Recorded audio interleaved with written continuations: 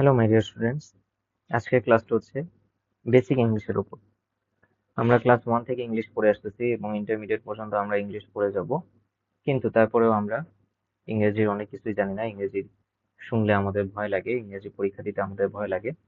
আমরা একটা sentence make করতে পারি না, কোনো ফরেনারের সাথে কথা বলতে পারি না, কারণ হচ্ছে ইংরেজির বেসিক গুলো আমাদের দুর্বল। এজন্য যাতে ক্লাস 6 থেকে ইন্টারমিডিয়েট পর্যন্ত সবাই আমরা ইংরেজির এই দুর্বলতাগুলোকে অ্যাড্রেস করতে পারি, সেই জন্য এই ক্লাসগুলো নেওয়ার চেষ্টা করব। যারা জয়েন করছো সবাইকে ধন্যবাদ, এবং তোমাদের ফ্রেন্ডসদের সাথেও শেয়ার করতে পারো যাতে তারাও এই ক্লাসগুলো দেখে উপকৃত হতে পারে। এখন ইংরেজির বেসিক যদি আমি চিন্তা করি, ফার্স্টে তো অ্যালফাবেট। ওকে, অ্যালফাবেটস, ইংরেজি অ্যালফাবেটস হচ্ছে 26টা, এটা সবাই জানো, তো এটা নিয়ে আর আলোচনা করলাম না। অনেকগুলো অ্যালফাবেট মিলে কি ফর্ম হবে? অ্যালফাবেট মিলে ফর্ম হবে ওয়ার্ড, এবং একটা বা অনেকগুলো ওয়ার্ড মিলে তৈরি হয় সেন্টেন্স। আমাদের পড়াশোনা শুরু হবে সেন্টেন্স থেকে। তাহলে বেসিক, যখন কেউ বলবে তোমার বেসিক কি, তো বেসিক শুরু হয় তো অ্যালফাবেট থেকে। অ্যালফাবেট মিলে ওয়ার্ড হয়, মিনিংফুল অ্যালফাবেট গুলো মিলে ওয়ার্ড হয়, এবং ওয়ার্ড থেকে আমরা একটা সেন্টেন্স পেতে পারি। সেন্টেন্স থেকে আমরা পড়াশোনা শুরু করব। এখন হোয়াট ইজ সেন্টেন্স?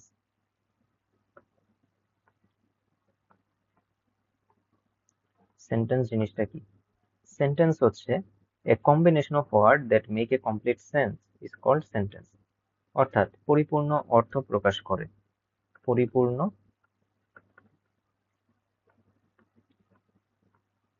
অর্থ প্রকাশ করে এমন শব্দ সমষ্টি, এমন শব্দ সমষ্টি হচ্ছে সেন্টেন্স। ঠিক আছে? অর্থাৎ অনেকগুলো শব্দ মিলে যদি আমার কোনো একটা অর্থ প্রকাশ করলো, কোনো একটা ভাব প্রকাশ করলো, এই জিনিসটাকে আমরা বলি সেন্টেন্স। ঠিক আছে? তাহলে a word or group of word having a clear meaning in a given context is called sentence. অর্থাৎ কোন একটা নির্দিষ্ট বিষয়ে যখন একটা ক্লিয়ার মিনিং, পরিষ্কার ভাষণ, পরিষ্কার পরিপূর্ণ অর্থ যখন প্রকাশ করে অনেকগুলো শব্দ মিলে, সেটাকে আমরা বলতেছি সেন্টেন্স। ওকে, এখন সেন্টেন্সের মধ্যে আমরা সেন্টেন্সকে যদি আমরা ডাইসেক্ট করি, ভাগ করি, তাহলে আমরা দুইটা জিনিস পাবো। একটা হচ্ছে সাবজেক্ট অ্যান্ড প্রেডিকেট।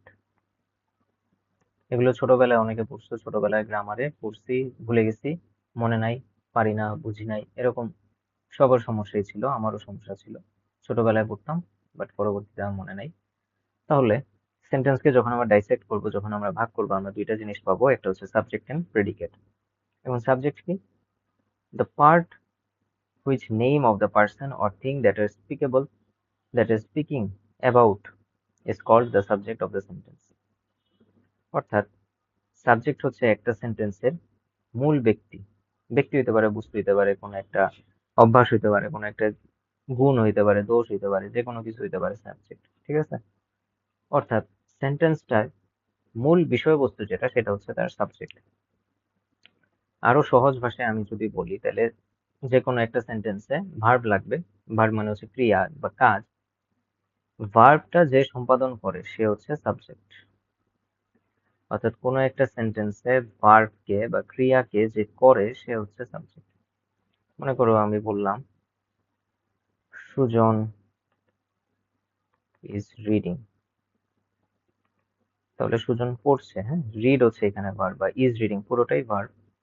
তো মেইন ভার্ব হচ্ছে এখানে রিড। রিড মানে পড়া। তো এখন এই সেন্টেন্সে ভার্বটা যে করতেছে, মানে পড়তেছে যে, সে হচ্ছে সাবজেক্ট। পড়তেছে কে? সুজন। এই জন্য সুজন হচ্ছে এখানে সাবজেক্ট। তার মানে ভার্বটা যে পারফর্ম করতেছে সে হচ্ছে সেন্টেন্সের সাবজেক্ট। এবং সাবজেক্ট বাদে বাকি যা আছে সব হচ্ছে প্রেডিকেট। সহজ বাংলায় সাবজেক্ট বাদে বাকি সবকিছু হচ্ছে প্রেডিকেট। ঠিক আছে? এখন আমি যদি তোমাদের বলি এ বয় লিভড ইন এ ভিলেজ, তাহলে একটা বাচ্চা বা একটা ছেলে গ্রামে বাস করতো। গ্রামে বাস করতো, হ্যাঁ, এখানে লিভড হচ্ছে আমার ভার্ব। তাহলে গ্রামে যে বাস করতো, কে বাস করতো? এ বয়। তার মানে এই এ বয়টা হচ্ছে আমার সাবজেক্ট। ভার্বটা যে পারফর্ম করবে সেই হচ্ছে সাবজেক্ট। তাহলে এ বয় হচ্ছে সাবজেক্ট, এবং লিফট থেকে শুরু করে বাকি পুরো জিনিসটা হচ্ছে প্রেডিকেট। আশা করি বুঝতে পারছো সবাই। কোনোখানে যদি কোনো কনফিউশন মনে হয়, কোনো কিছু আস্ক করতে চাও, কমেন্ট বক্স খোলা আছে, কমেন্ট বক্সে আস্ক করবা, কিংবা আমার নাম্বার দেওয়া আছে এইখানে, তোমরা চাইলে আমার সাথে হোয়াটসঅ্যাপে যোগাযোগ করতে পারো। তোমাদের ডাউট গুলো আমি সলভ করতে পারলে নিজেও আনন্দিত হব। ওকে, তাহলে যা দেখলাম সাবজেক্ট এবং প্রেডিকেটের কথাগুলো আমরা দেখলাম। সাবজেক্ট চেনা খুবই সহজ। সাবজেক্টের বা সেন্টেন্সের ভার্বটা যে পারফর্ম করতেছে, ভার্বটা যে করতেছে, ভার্ব যদি হয় খাওয়া, যে খাইতেছে সে সাবজেক্ট। ভার্ব যদি হয় ঘুমানো, যে ঘুমাচ্ছে সে সাবজেক্ট। ভার্ব যদি হয় চলে যাওয়া, যে চলে যাচ্ছে সে সাবজেক্ট। ঠিক আছে, মানে ভার্বটা যে পারফর্ম করতেছে সেই আমার সাবজেক্ট, এবং ভার্ব বাদে বাকি যাই থাকুক না কেন সবকিছু পড়বে হচ্ছে প্রেডিকেটের আন্ডারে। ওকে, আশা করি বুঝতে পারছো।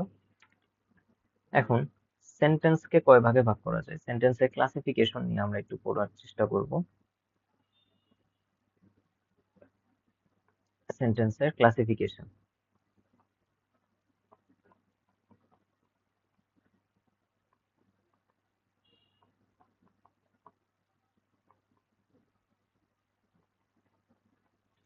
সেন্টেন্সকে ক্লাসিফাই করা যায়, তোমার টিচার যদি তোমাকে আস্ক করে যে tell me the classification of sentence, বা সেন্টেন্সকে কি কি ভাবে ক্লাসিফাই করা যায়, সেন্টেন্স কয় ধরনের, তাহলে তুমি টিচারকে আরেকটা পাল্টা প্রশ্ন করবা।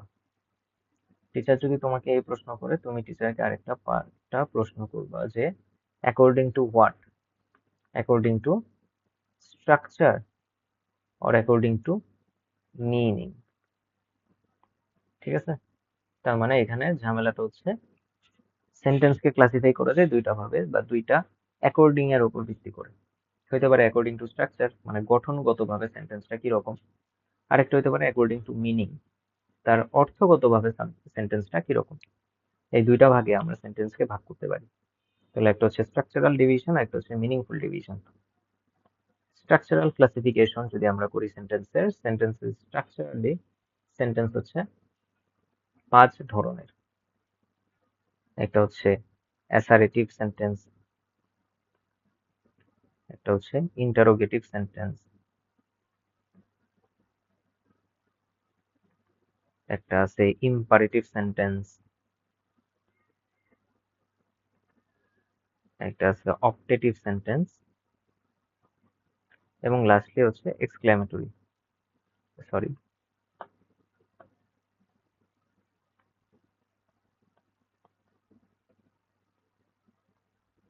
Lastly exclamatory sentence. এই 5 ধরনের সেন্টেন্স হচ্ছে স্ট্রাকচারাল ক্লাসিফিকেশন অফ সেন্টেন্সের আন্ডারে পড়তেছে। অ্যাসারেটিভ, অ্যাসারেটিভ কি? অ্যাসারেটিভ হচ্ছে বর্ণনামূলক বাক্য। বর্ণনামূলক সেন্টেন্স, কোনো সেন্টেন্স দিয়ে যদি কারো ডেসক্রিপশন বর্ণনা করা হয়, কোনো কারো বর্ণনা দেওয়া হয়, যে কোনো বিষয়ে বর্ণনা হইতে পারে, সেটা হচ্ছে বর্ণনামূলক সেন্টেন্স বা অ্যাসারেটিভ সেন্টেন্স। ইন্টারোগেটিভ হচ্ছে প্রশ্নমূলক, প্রশ্নমূলক সেন্টেন্স। ঠিক আছে, প্রশ্ন করলাম, who is your daddy, who is your father, ঠিক আছে, then what is your nationality, how many times do you need. তো এই প্রশ্নগুলো যে সেন্টেন্সের মাধ্যমে করতেছি তারা হচ্ছে ইন্টারোগেটিভ সেন্টেন্স। ইম্পারেটিভ সেন্টেন্স হচ্ছে কাউকে কোনো কিছু করতে বলা, ঠিক আছে, যে আমাকে এটা করতে দেওয়া হোক, তাকে সেটা করতে দেওয়া হোক। ঠিক আছে, let me do it, let's go on a walk, চলো হাঁটতে যাই, চলো এটা করি, চলো সেটা করি। এই ধরনের সেন্টেন্স গুলো হচ্ছে ইম্পারেটিভ। অপটেটিভ হচ্ছে প্রার্থনামূলক, প্রার্থনামূলক বাক্য। হ্যাঁ, যেমন may Allah help you, may you cut a good figure in the exam. ঠিক আছে, তারপর আমরা বলতে পারি যে গুড বাই। হ্যাঁ, এই এই ধরনের প্রার্থনামূলক যেই বাক্যগুলো আছে সেগুলো হচ্ছে অপটেটিভ। ঠিক আছে, উইশ অথবা প্রেয়ার যেই সেন্টেন্স দিয়ে প্রকাশ হয় সেগুলো হচ্ছে অপটেটিভ সেন্টেন্স। এবং এক্সক্লেমেটরি হচ্ছে বিস্ময়মূলক, বিস্ময়সূচক, বিস্ময়সূচক বাক্য।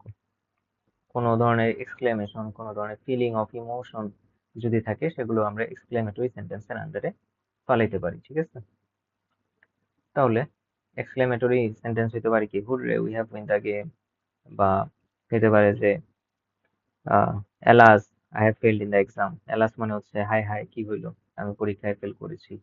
তো এই ধরনের ইমোশনাল যে সেন্টেন্স গুলো, যেই সে- আমাদের আহ, অভিব্যক্তি, আমাদের আবেগ আমাদের ইমোশন যেই সেন্টেন্স গুলো দিয়ে প্রকাশ হয় সেগুলো হচ্ছে এক্সক্লেমেটরি সেন্টেন্স, এবং এক্সক্লেমেটরি সেন্টেন্সে আমরা দেখি যে বিভিন্ন ধরনের পাংচুয়েশন মার্ক দেওয়ার একটা প্রবণতা থাকে।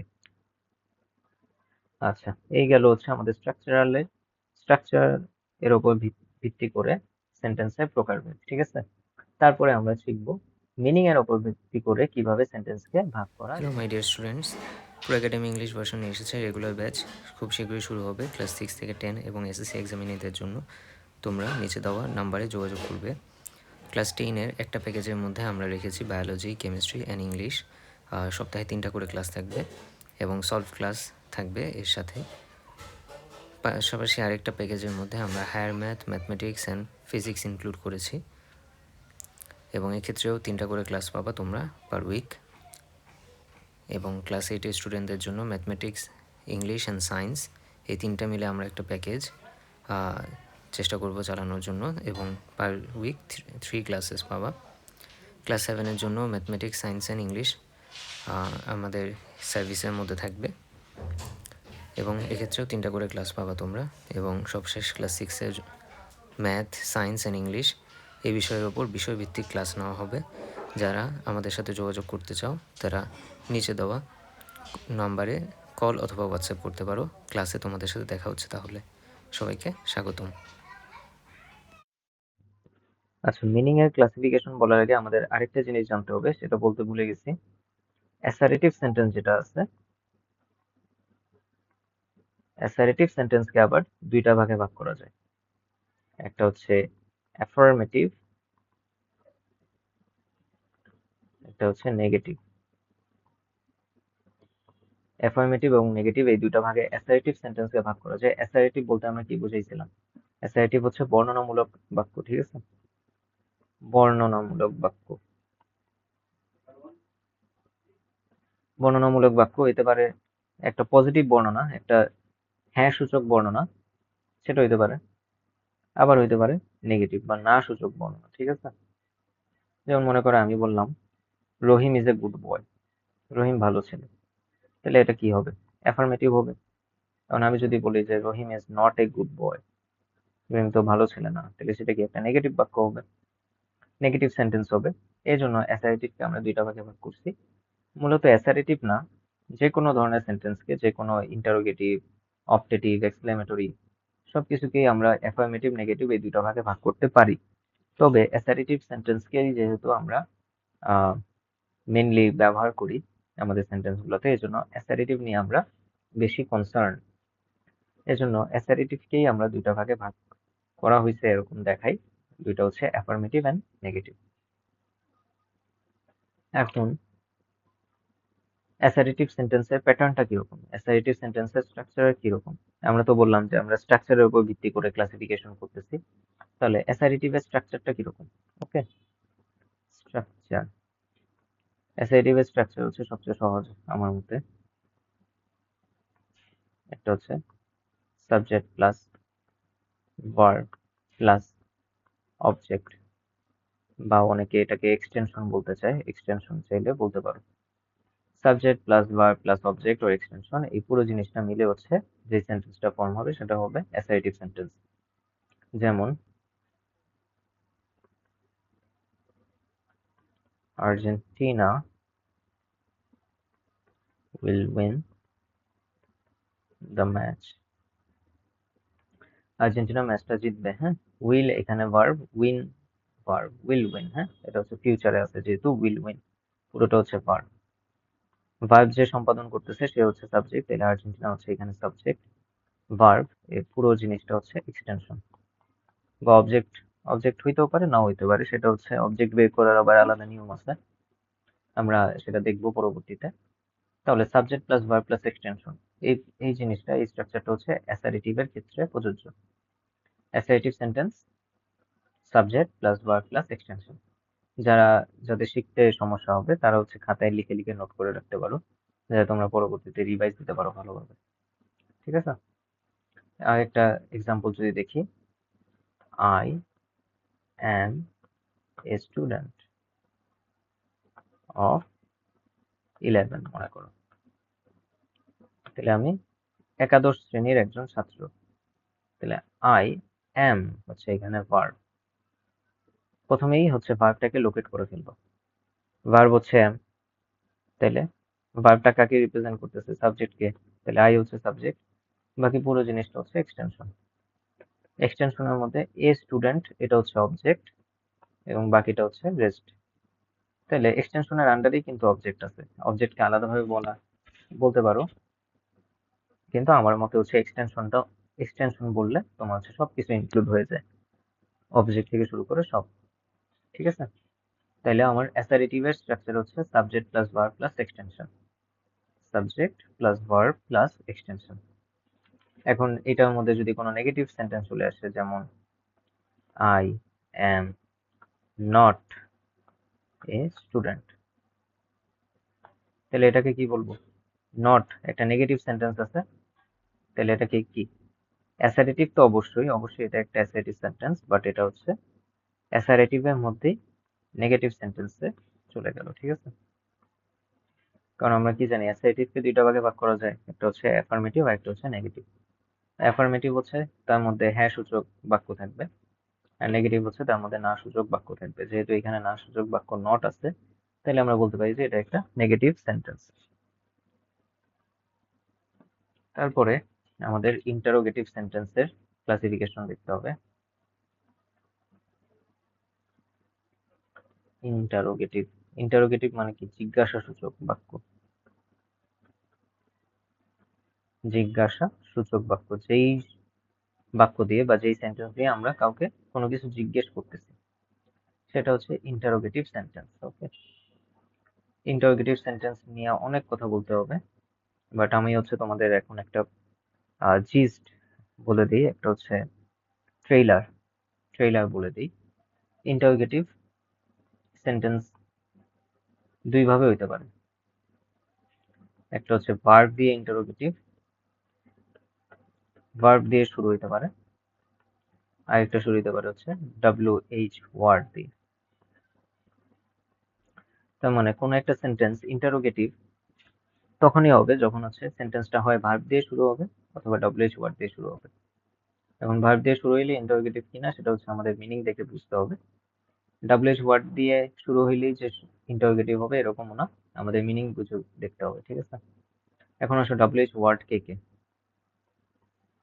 WH ওয়ার্ড কারা কারা? ঠিক আছে, WH ওয়ার্ড হচ্ছে what, who, when, where, how. ঠিক আছে, এই সেন্টেন্স গুলো হচ্ছে WH ওয়ার্ড। আমরা এগুলোকে একসাথে বলি WH ওয়ার্ড, আরো আছে হয়তো, আমার এই মুহূর্তে মনে নাই। এই সেন্টেন্স গুলো দিয়ে বাক্য যদি শুরু হয়, যেমন হোয়াট ইজ ইয়োর নেম,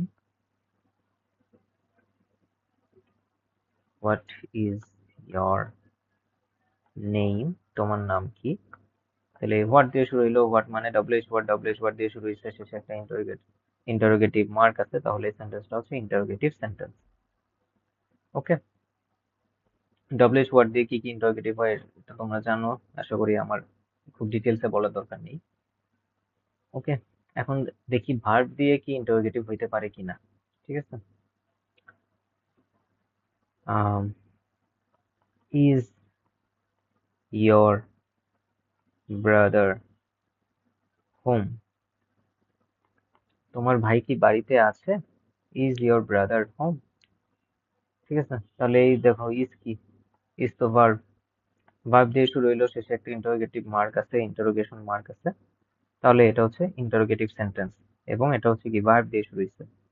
তারপর আমরা আরো বলতে পারি do you like coffee, coffee পছন্দ তোমার? বা আমরা আরো বলতে পারি যে উইল ইউ হেল্প মি, তুমি কি আমাকে সাহায্য করবে? উইল একটা ভার্ব, ডু একটা ভার্ব, তাহলে ভার্ব দিয়েও কি ইন্টারোগেটিভ হইতে পারে। ঠিক আছে, এই জিনিসটাই তোমাদের বুঝালাম যে ইন্টারোগেটিভ দুইভাবে হইতে পারে, একটা হচ্ছে WH ওয়ার্ড দিয়ে হইতে পারে, আর একটা হচ্ছে ভার্ব দিয়েও ইন্টারোগেটিভ হইতে পারে। আশা করি সবাই এই পর্যন্ত বুঝতে পারছো। নেক্সট ক্লাসে আমরা আরো ডিটেলসে পড়বো, অন্যান্য টপিকগুলো কভার করার ট্রাই করব। যারা আজকে ক্লাসটা করলা, পরবর্তী ক্লাস দেখা আমন্ত্রণ রইলো এবং তোমাদের ফ্রেন্ডসদের সাথে শেয়ার করবা যাতে তারাও ক্লাসগুলো দেখে এবং নিজেদের ইংলিশ বেসিকটা ঠিক করে ফেলে। সবাইকে ধন্যবাদ। নেক্সট ক্লাসে দেখা হবে।